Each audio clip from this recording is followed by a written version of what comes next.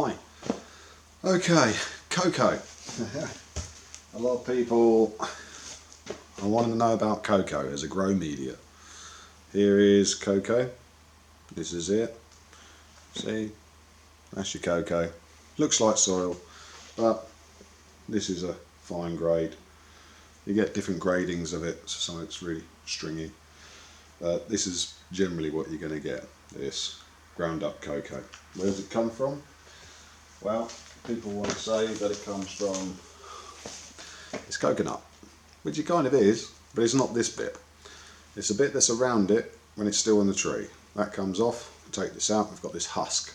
The husk is then shredded, it's dried, it's cleaned, it's dried, and then it's bagged up, and we use it as a grow media. Advantages of cocoa: it's good for dripper systems. Anything where you're watering from the top and it's flowing round, that's what it's good for.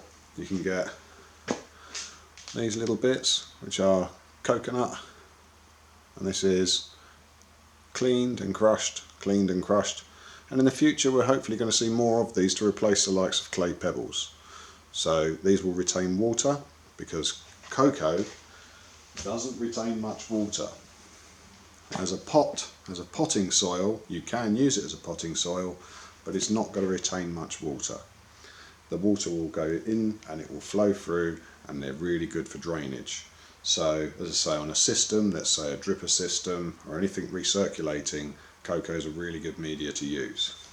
Disadvantages for cocoa is cocoa has a tendency to pull the calcium and the magnesium out of the nutrient mix you put in. So when you put a nutrient mix, which is a full dinner, it will take the calcium and magnesium, it'll suck it out. So often you can use a CalMag, so calcium magnesium to top it up, or calcium magnesium, and a little bit of this extra is going to be needed in growing with cocoa. Cocoa will take it. You'll see cocos, when I say in systems, you'll see air pots like this.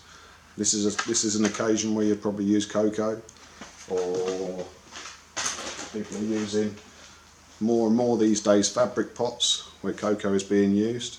These are really, really good. They're all, if you get the right ones, they're all made from recycled, so they're really, really good. This is a root pouch, so they're recycled. Really good to see this kind of direction with companies. But also with these, you'll get natural root pruning, so they're a really good pot. I'll talk about those in another. Now, cocos will come in different ways. You'll get just straight cocoa, which is just literally on its own like that, or you can get cocoa that's mixed with clay pebbles. So you'll find you have something like this, and this is a 60-40 mix. So you've got 60% cocoa, 40% clay pebbles. That's really popular. I'm not really too much into clay pebbles. I do like them. They do work really well. In some systems there are alternatives like lava rock. That's a good alternative to clay pebbles at the moment.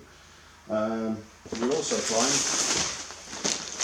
you'll get mixes like this, and this is cocoa perlite.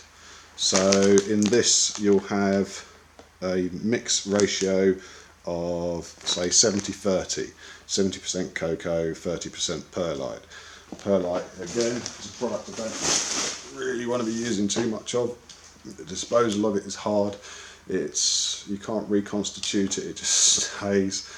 You can't get rid of it at the dumps, and this is why you're finding people who are doing these thingies are just literally tossing it out the window down country lanes, and you're getting snowdrifts of perlite everywhere. So I'd like to get rid of that. A good replacement for perlite, by the way, is a product called fytocell, which is a natural mineral, for, again, another video. There are other mixes. Don't need perlite. I've just managed to get this in, which is 60% cocoa and 40% peat moss. So this is more of a potting mix, and that has nutrients in it as well, which gets you through the first grow phase, different vid. But there are different ways of mixing cocoa in to get your drainage sorted.